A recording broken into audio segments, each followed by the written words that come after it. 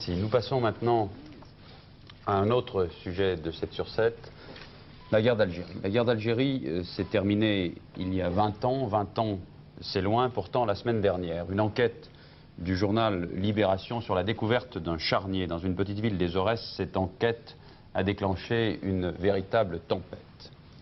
Même si personne, ou presque, ne récuse aujourd'hui l'existence de tortures, d'exécutions sommaires, dans les deux camps d'ailleurs, au cours de cette guerre, la mise en cause de l'armée française dans cette affaire a prouvé que l'Algérie était loin d'être sortie de la mémoire des Français. Non, et puis dans le cas de Kenchla, il faut ajouter qu'il y a l'importance du charnier qui choque. Près de 1000 corps ont été exhumés à ce jour. À ce stade, on ne peut pas parler de bavure, on ne peut pas parler d'actes isolés. Il s'agit de massacres organisés. En Algérie, on a comparé le charnier de Kenchla à ce qui s'était passé au Radour-sur-Glane. Et ça aussi, c'est une comparaison qui choque les Français qui ont été victimes de ces massacres dans la dernière guerre. Alors, pour les Algériens, c'est l'armée française qui est en cause. Voire, s'interrogent certains témoins, est-ce qu'il n'y a pas eu d'autres massacres? Pour le savoir, d'abord, nous sommes rendus en Algérie et Didier Schilt est allé enquêter pour nous à Kenchla. Renchla, aujourd'hui 60 000 habitants. C'est là qu'eut lieu la première attaque du FLN, le 1er novembre 1954. Un officier français tué, le lieutenant Darnaud, qui donnera son nom à la caserne. Février dernier, coup de pioche au centre de l'ex-camp militaire pour l'aménagement d'un terrain de loisirs. Un premier squelette apparaît. Depuis, on en a retrouvé 984. Mais pourquoi un tel charnier, le plus important découvert jusqu'ici en Algérie? Pour les anciens combattants, les Moudjahidines, c'est parce que le camp français est devenu un véritable centre de tri et d'interrogatoire à partir de 1956. Certainement, après chaque défaite de l'armée coloniale, elle se penche sur la population rurale, elle la ramasse, elle la ramène ici, au deuxième bureau, où elle est torturée, et les parents ne revoient plus ces gens qui viennent ici. Vous pensez, vous, que tous ceux qui ont été torturés ici, et toutes celles qui ont été torturées ici, ont été liquidés ensuite? Je ne dis pas toutes ou tous, mais je dis la majorité. Parce qu'il y avait le deuxième bureau, il y avait le fameux DOP, et puis ils ont assemblé toute cette région sur une distance de 4 km. C'était barbelé, entouré de fils de barbelés et bien sûr de sentinelles de partout. Et personne ne passait, c'était une zone interdite. Et la population civile ne savait rien pendant toute cette période? Je veux dire par là qu'on n'a pas entendu les cris des victimes, on n'a pas entendu les cris de ceux qui étaient torturés, on n'a pas entendu les coups de feu quand on les a tués? Si, tous les soirs on entend des coups de feu. Nous avons rencontré de nombreux témoins rescapés du camp. Beaucoup ont cruellement souffert et ils témoignent ici sur la disparition de leurs frères, sur les tortures qu'ils ont endurées et les blessures qu'elles ont provoquées. Ces cicatrices-là que vous voyez, proviennent de pointes plaquées sur des planches et le frapper avec. Est-ce que beaucoup de vos camarades torturés sont morts autour de vous? كان بزاف من خاوتك اللي كانوا معك في السجن اللي عذبوهم وماتوا قدامك. نعم. قداش بالواحد؟ ماتوا الساعة قدامي 6.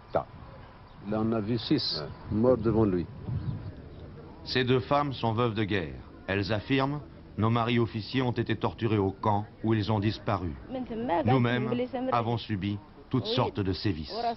Le mari de Madame Kefif a été capturé dans le maquis des Aurès. Il a été interné et depuis elle a essayé la famille de le voir, mais il n'a jamais été question de le voir. Elle est formelle que son mari est resté ici jusqu'à sa disparition définitive. Et selon vous, qui a fait ce massacre? Les militaires, les civils, les gens de la DOP, qui? Écoutez, parce que les gens de la DOP, ils les connaissent bien, ils sont en civil, vous les voyez tantôt en civil, tantôt en militaire, vous ne pouvez pas les savoir.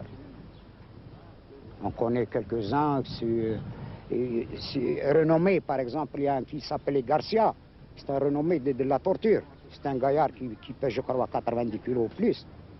Est-ce qu'il y a aussi certains de vos frères algériens, entre guillemets, certains frères qui ont participé à ces massacres? Est-ce qu'il y a eu des traîtres algériens aussi? Peut-être, il y a quelques-uns avec eux. Il y a aussi des traîtres avec eux. Et des pieds noirs aussi, il y en a eu, non? Oh, il y en a beaucoup. Il y en a, ils sont bien connus.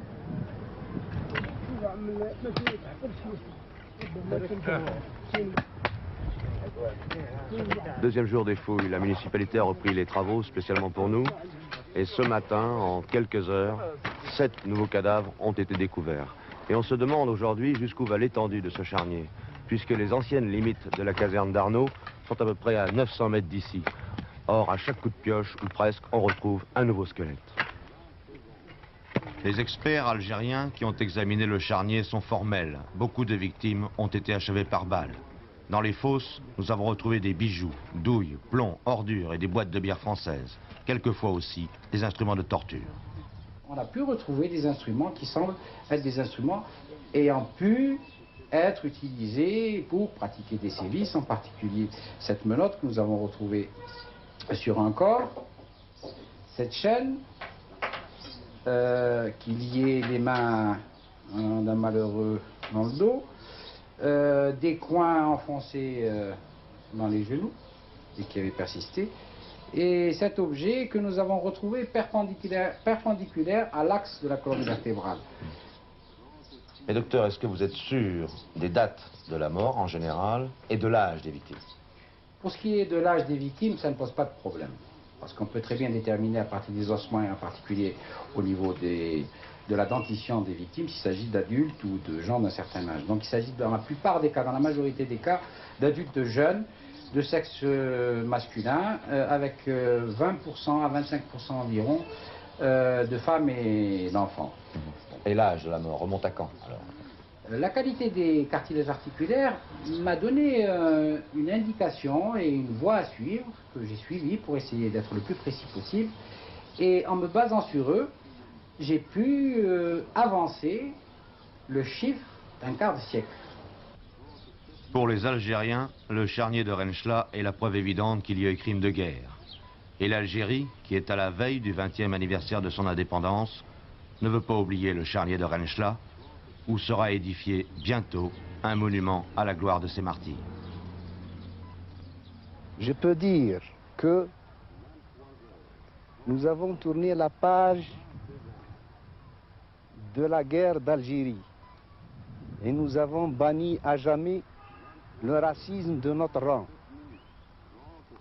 Nous sommes, dès l'avènement de notre indépendance, nous sommes attelés à la construction de notre pays. Ceci dit, il appartient à l'opinion française et au gouvernement socialiste de la France et à la France, pays des libertés et de la démocratie, de prendre ses responsabilités en ce qui concerne ce charnier.